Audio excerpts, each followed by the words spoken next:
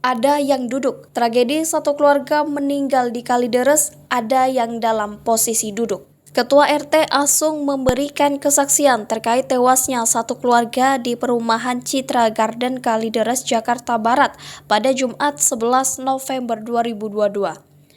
Asung yang dilapori para tetangga lalu diminta mengecek rumah salah satu warganya itu. Aroma bau busuk yang menyengat itu tercium dari depan rumah sehingga membuat warga penasaran. Pasalnya selama 3 hari beruntun, warga mencium aroma busuk tersebut. Hingga pada akhirnya Kamis 10 November 2022 sore, Asung bersama para pengurus keamanan wilayah mendobrak rumah itu. Rumah itu beberapa hari dalam keadaan gelap gulita karena petugas PLN memutus aliran listrik rumah itu. Saya menerima laporan dari warga sekitar dari Sabtu yang lalu, tepatnya 3 hari kemarin ini bau menyengat itu terasa sekali.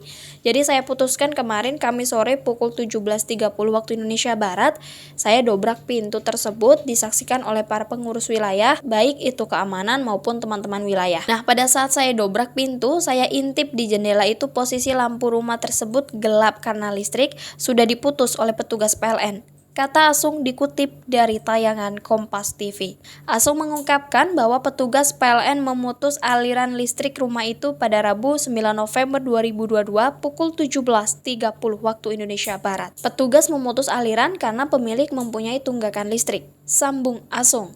Pada saat masuk ke rumah, betapa kagetnya Asung melihat seorang mayat di ruang tamu.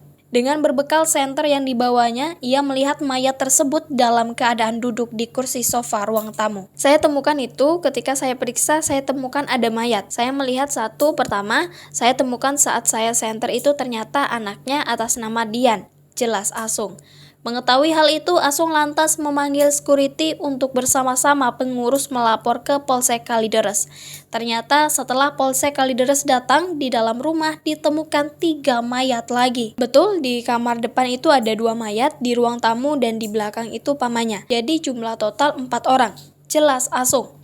Setelah dilakukan pemeriksaan, Asung menjelaskan tidak ditemukan adanya obat-obatan di rumah itu. Tidak ada obat-obatan, tidak ada sama sekali. Lanjut Asung. Kasat Reskrim Polres Jakarta Barat Kompol Haris Kurniawan mengatakan bahwa kondisi di dalam rumah itu dalam keadaan rapi dan tidak acak-acakan. Hingga saat ini Haris belum dapat menyimpulkan apakah keempat mayat merupakan korban pembunuhan atau bukan. Saat ini keempat mayat tersebut sedang diperiksa Rumah Sakit Polri Kramat Jati. Kondisi di dalam rumah rapi, keempat jenazah sudah dibawa ke Rumah Sakit Polri Kramat Jati untuk divisum agar diketahui penyebab matinya korban. Kata Haris dikutip dari tribunnews.com. Untuk diketahui, mayat sudah dalam kondisi membusuk saat ditemukan. Sementara menunggu hasil visum keempat jasad korban keluar, pihak kepolisian melakukan pemeriksaan dan pengamanan di lokasi kejadian. Haris menjelaskan bahwa penemuan mayat berawal dari laporan petugas PLN. Petugas PLN yang saat itu melakukan pengecekan listrik kemudian mencium bau busuk. Karena merasa curiga, petugas PLN lantas mengabari warga sekitar. Awalnya ada petugas PLN yang memeriksa listrik di rumah itu.